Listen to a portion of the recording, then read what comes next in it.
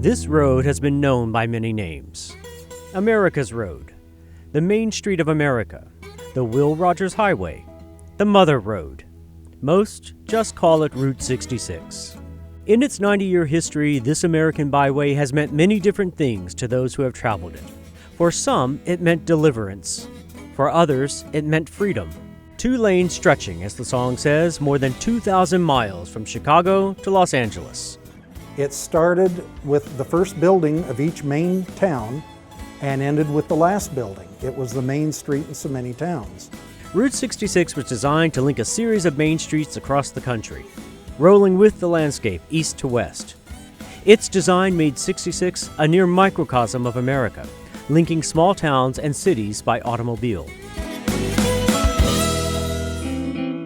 Just a few years after its inception in 1926, Route 66 became a highway of hope for farmers fleeing the Dust Bowl and headed for California.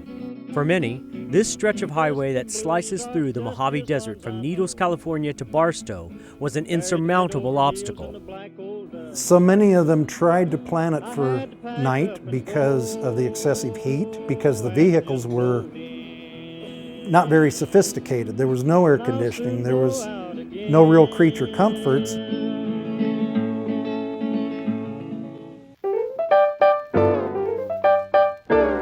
After World War II, Route 66 began to epitomize the open road. It became a symbol of the American dream of freedom and individuality. Get your kicks on Route 66.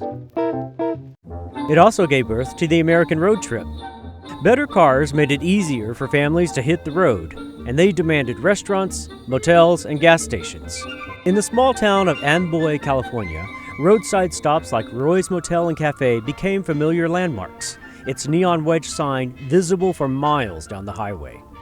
But the American drive to hit the open road would ultimately herald the demise of Route 66. As cars evolved into ever larger and faster machines, so shrank the American patience with travel time. They wanted bigger roads, they wanted faster roads. You know, it was no longer how many towns do I have to go through, it's how quick can I get where I'm going. America had outgrown America's highway. As part of the Federal Aid Highway Act of 1956, Interstate 40 was built in a straight line from Needles to Barstow, bypassing Route 66 and effectively cutting off all the towns along the way. Businesses that had been thriving for a number of years, all of a sudden, the customers were gone. They didn't need the motel, they didn't need the little restaurant, they didn't need the gas station. Over the next 20 years, Route 66 would die a slow death until its decommissioning in 1984.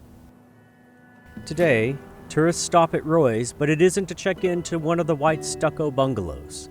They stop to take kitschy photos in front of the sign that fades and falls apart a little more with each passing season. But there's hope yet. The highway that once transported travelers to destinations has become the destination. People come from all over the world just to drive on this famous slab of cement, and some come to walk. Our plan is to walk Route 66, both Melanie, myself, and our 2 dogs. And if all goes well, to continue on to New York City.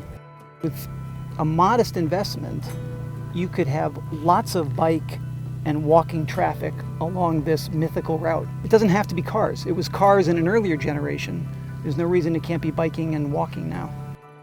The National Park Service now recognizes 66 as a symbol of the American people's heritage of travel and their legacy of seeking a better life.